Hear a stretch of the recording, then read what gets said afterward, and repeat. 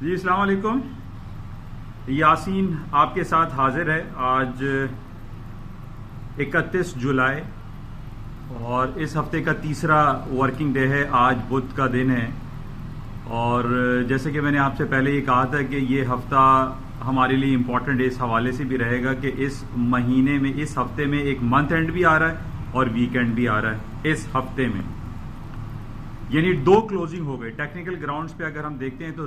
Double closing ہے جو کہ بڑی امپورٹنس رکھتی ہے. یعنی ویکلی کلوزنگ اور منتھلی کلوزنگ کے حوالے سے ہمیں بہت کلوزلی واچ کرنا پڑتا ہے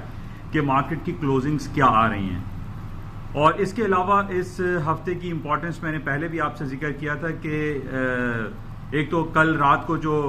دنیا کی سب سے بڑی کمپنی ایپل آئی فون جو کہ $1 ٹریلین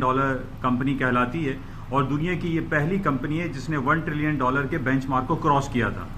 لیٹ نائٹ کل رات کو اس کی ارننگ رپورٹ آئی اور رپورٹ بہت اچھی آئی. حالانکہ ہمارا یہ ایکسپیکٹیشن تھی کہ مارکیٹ میں ڈیٹا بہت یعنی اس کی فگرز جو ہے وہ کافی خراب آئیں گے, مارکیٹ کریش ہو سکتی ہے, گر سکتی ہے کیونکہ it's one of the biggest company in the world. تو بہرحال اس کی ارننگ رپورٹ اچھی آئی جس کی وجہ سے ہم نے دیکھا کہ اسٹاک مارکیٹیں جو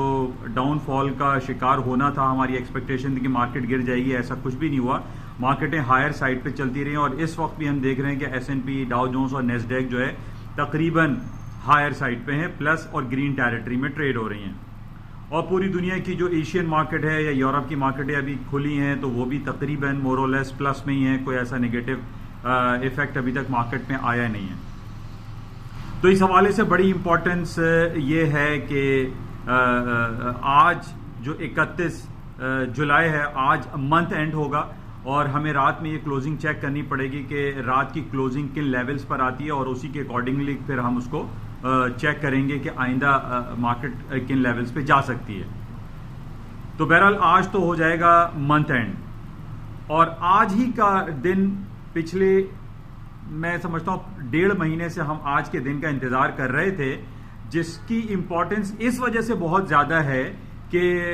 پریزیڈنٹ ڈونلڈ ٹرمپ کا پولیٹیکل انفلوئنس جو ہے وہ بہت زیادہ دکھائی دے رہا ہے, جو کہ فیڈرل ریزرو بینک کی جو ایک کمیٹی ہے جس کو اوپن مارکیٹ کمیٹی کہتے ہیں, اور اس میں انہوں نے یہ کہا ہوا ہے کہ امریکہ کو چاہیے یا فیڈرل ریزرو بینک کو چاہیے کہ وہ اپنا انٹرسٹ ریٹ کٹ کرے, نہ کہ بڑھائے یا نہ کہ انچینج چھوڑے.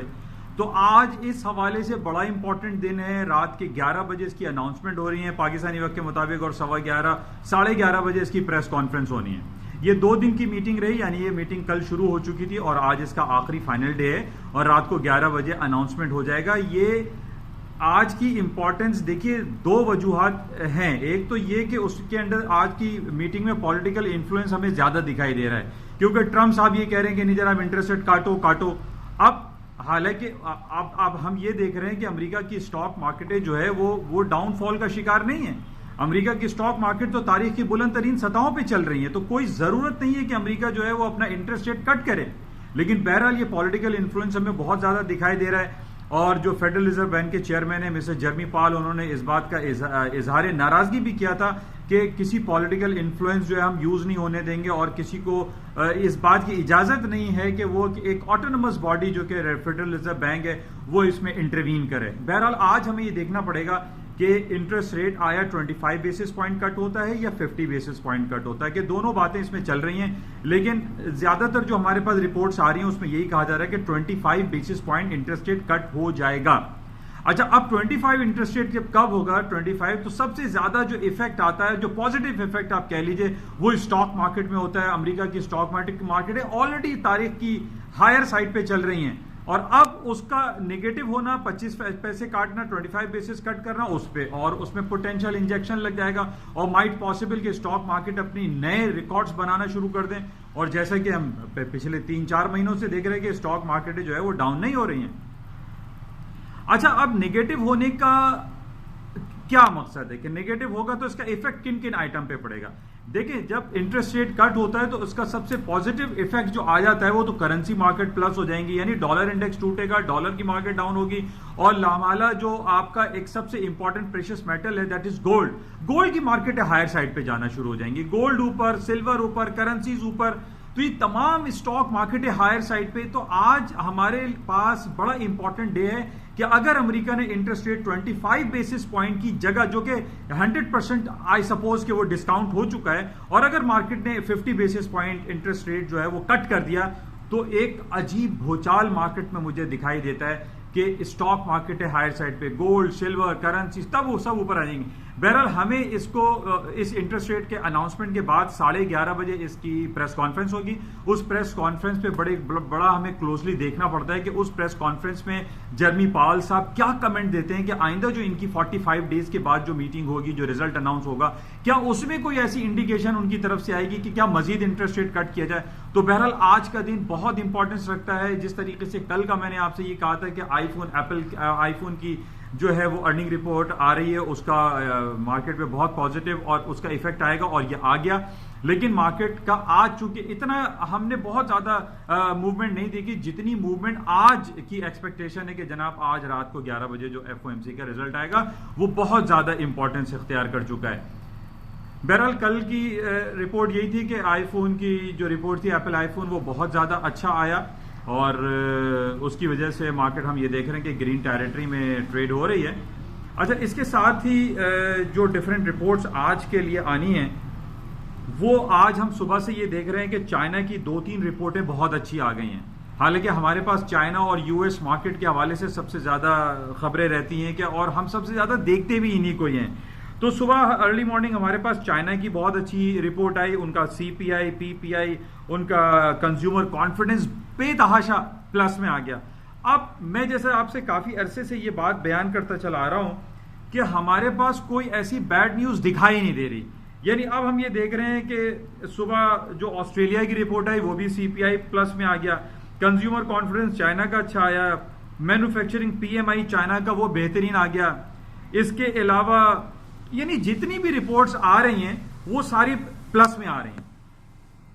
تو اس وجہ سے ہم یہ دیکھ رہے ہیں کہ اسٹاک مارکیٹیں, جو کہ بہت عرصے سے لوگ اس انتظار میں ہیں کہ یار اسٹاک مارکیٹیں تھوڑا سا ڈاؤن فال ہوں گی, کچھ اپنے کریکشن پیریڈ کے لیے ڈاؤن ہوگی, لیکن وہ ڈاؤن نہیں ہو پا رہی ہیں. تو یہ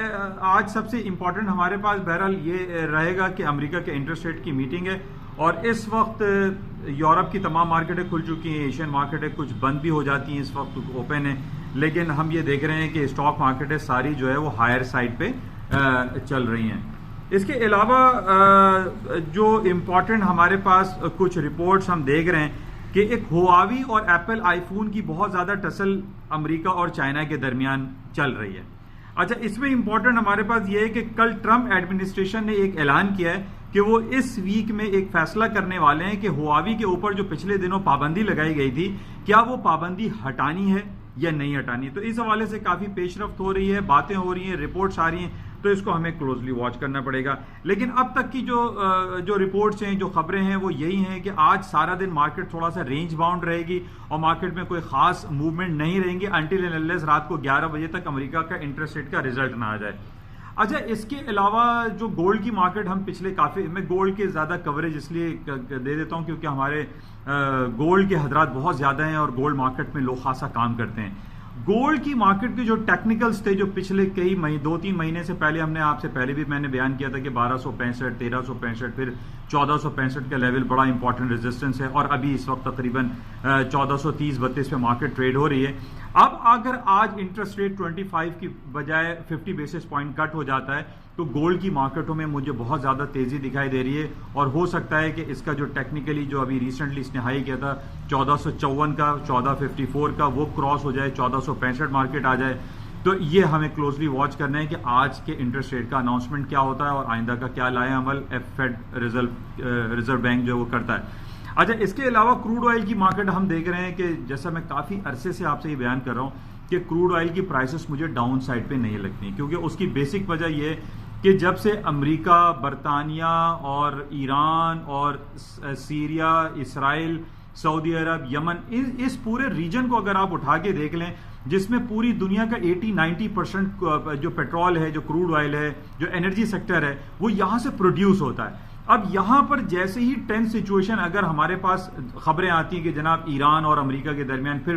حالات جو ہے وہ دگرگو ہیں، یا ایران جو ہے وہ یورینیم کی افزائش کا جو ہے وہ دوبارہ سلسلہ شروع کر رہا ہے، تو تیل کی قیمتیں اوپر آ جاتی ہیں. پچھلے دنوں کافی دنوں سے ہم دیکھ رہے ہیں کہ جناب اسٹریٹ آف ہرموز اور گلف آف اومان اور پرشین گلف میں جو ہے وہ اٹیکس ہو رہے ہیں، ایران کے اوپر اٹیک ہو رہے ہیں، تو کبھی آئل ٹینکرز پہ اٹیکس ہو رہے ہیں یا اس پہ قبضہ کیا جاتا ہے، جس کی وجہ سے تیل کی قیمتوں میں خاطر خواہ اضافہ دے رہے ہیں. اچھا، ایک پوائنٹ بڑا امپورٹنٹ ہے، یہ موسم شروع ہو گیا ہے جولائی اگست ستمبر، یہ 3 مہینے یہ ہریکن ویدر کہلاتا ہے.